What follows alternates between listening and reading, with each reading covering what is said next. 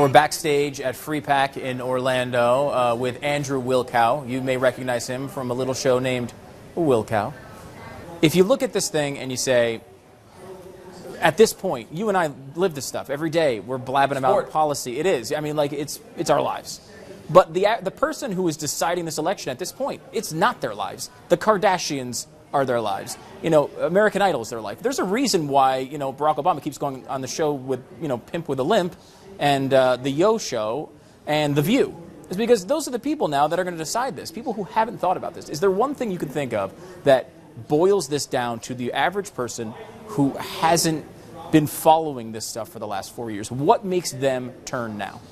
Oh, Bill Clinton likes running around saying arithmetic. I say geometry, because he's not putting the right pieces together. He told us in the last debate that at 7.8% unemployment, the gas prices went down because of a lack of demand. He said it was so bad, I guess people weren't commuting. Well, it's 7.8% now.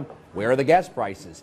He keeps telling us that he created 5 million jobs, but the unemployment rate has been static at 7.8%. As a matter of fact, it spiked. So all of these things that he promised and then made claims on, any rational human being who spends 5 seconds on the internet, who pulls away from Kardashian during the commercial break and opens up Yahoo or Google, is the pieces don't fit to them anymore. And I don't say average voters, I say busy voters, because most people, if they're watching the Kardashians or Honey Boo Boo or whatever it is, it's because it's time to turn off their brain. They've worked 12 hours, they've dealt with whatever stress, they've put their kids to sleep, and now they just want to enjoy themselves. And here we are like, learn this, think this, read this.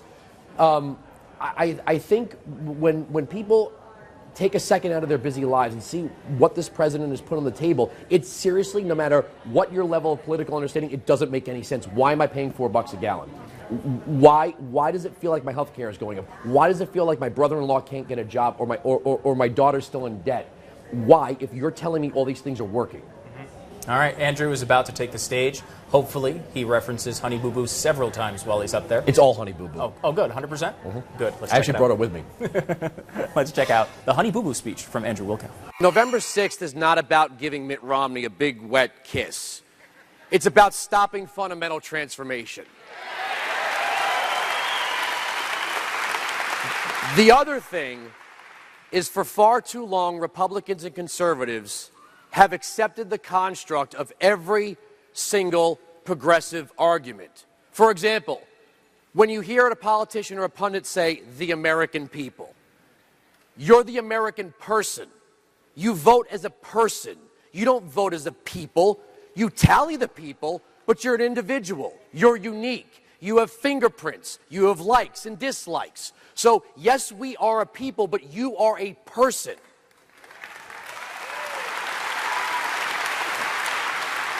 Another one. We are only given two choices when we deal with government: central planning versus nihilism. We constantly hear Republicans tell you how they're going to run the Department of Education better. They're going to run the Department of Energy better. They're going to run the Treasury better. And when you say, well, now, wait a second, I don't see anywhere in the Constitution where it says the federal government is supposed to be running our education system. Well, the follow-up is, well, what, you want all the kids to be illiterate? No, that's not what I said. You're giving me two choices. Either the central authority is going to do this thing, or we're going to have nothing over here. Well, it doesn't work that way. We have this thing called states, counties, townships, mayors, city councils, county executives. But you hear Republicans, I'll run it better, I'll run it better. No, you can't run it better. It shouldn't be there at all. That's the problem. So when you're talking to a Republican or a Democrat or somebody who's telling you that they're going to run something that can't be run no matter how good you think you could run it, the problem isn't the politician or the talent or whatever it is, the party. It's the thing to begin with. It's not supposed to be there. It was never designed. The other one, my favorite thing that we've been hearing throughout this election cycle is we can't, follow me on this, we can't afford to spend $5 trillion on tax cuts for this group, that group. The president said in the last debate, 20% tax rate for all. We can't afford it.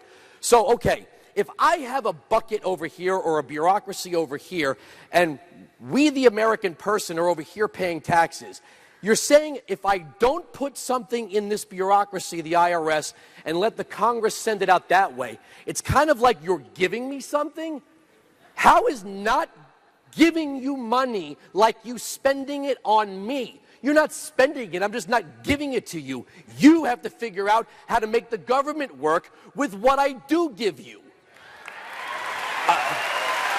This is what's amazing to me. Every day, TV, radio, TV, radio, TV, radio, TV, radio. We hear these arguments about spending, and then somebody says, I'm not going to spend, you're right, you're not going to spend. He's not going to spend either. Barack Obama can't spend. And there's another one, tax cuts. There's no such thing as a tax cut. What is a tax cut? It doesn't exist. There are tax rates. They can either be raised or lowered. All bills for raising revenue start in the House of Representatives. The only place to raise a bill for revenue is in the House of Representatives. But presidents, every term, I'm going to raise, I'm going to lower. You can sign, you can veto, you can't raise, you can't lower. But rates only go up and down. And then we hear, well, the Clinton-era tax rates. I'm sorry, did I miss the part where that became the watermark? Did I miss that? Because we used to have no income tax. So... How did you get from no income tax to an official tax rate? I find that fascinating. You went from the construct of an income tax to an official tax rate, and everything is going to be judged by that? It makes no sense. The other fascinating thing is we keep hearing that there is this group of people, I will call them Person A, and they are entitled to things. There's another group of people called Person B. They have to pay for the thing. Person A believes there's this thing called the social contract. I've never seen it. You've never seen it. We hear about it every night, the social contract, the social contract. Of course we have a social contract. Can I see it? Can I read it? Is it in the archives? Because I've never even heard of it before. And I did go to public school for some time.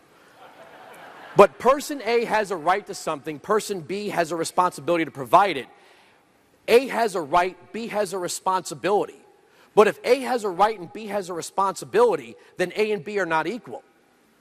How could they be? If B has to provide something that A is entitled to and he can't reject it, and A owes nothing to B, he has no obligation. It's a one-way obligation. Whoever B is not free. Because A is literally making a claim on his life, his liberty, his property. And when you have a government,